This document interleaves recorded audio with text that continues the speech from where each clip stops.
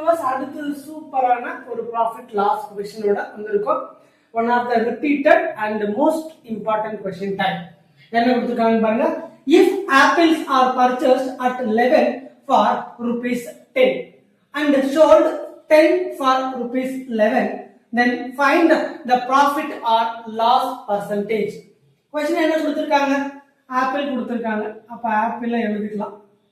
அதோட ரேட்ஸ் கொடுத்திருக்காங்க. அப்ப ரூபீஸ் எழுதிக்கலாம். முதல்ல ஆப்பிள் எத்தனை ஆப்பிள் பாருங்க, 11 ஆப்பிள்ஸ் 10 ரூபீஸ்.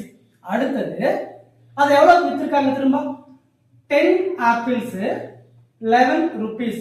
இந்த மாதிரி கொடுத்துட்டு ப்ராஃபிட்டா லாஸா அப்படின்னு கேட்டாங்கன்னா முதல்ல இந்த மாதிரி பிரிச்சு எழுதிக்கிங்க. ஆர்டிகல் தனியா, ரூபீஸ் தனியா. அடுத்தது எப்பவுமே ரைட்ல இருந்து ரைட் சைடுல இருந்து மேல இருக்க வேல்யூவை மல்டிபிள் பண்ணுங்க. ரைட் சைடுல இருந்து மேல இருக்கக்கூடிய வேல்யூவை மல்டிபிள் பண்ணா 11 into 11.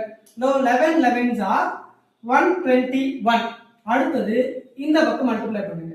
10 into 10 100. ரெண்டையும் சப்ட்ராக்ட் பண்ணுங்க. டிவைடட் பை இங்க என்ன வேல்யூ செகண்ட்ல இருக்கோ அந்த வேல்யூ கீழே அப்படியே போடுங்க. எந்த क्वेश्चन இருந்தாலும் சேம் இருக்கலாம். இன்டு பர்சன்டேஜ் கேட்கறாங்க, அதனால இன்டு 100. அவ்வளவுதான். சோ ஃபர்ஸ்ட் என்ன பண்ணிருக்கோம், ரைட்ல இருந்து மேல மல்டிபிள் பண்ணிருக்கோம்.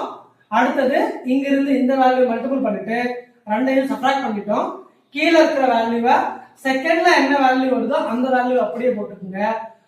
பர்சன்டேஜ் கேட்டிருக்கிறதுனால இன்டு 100 பண்ணிட்டோம்.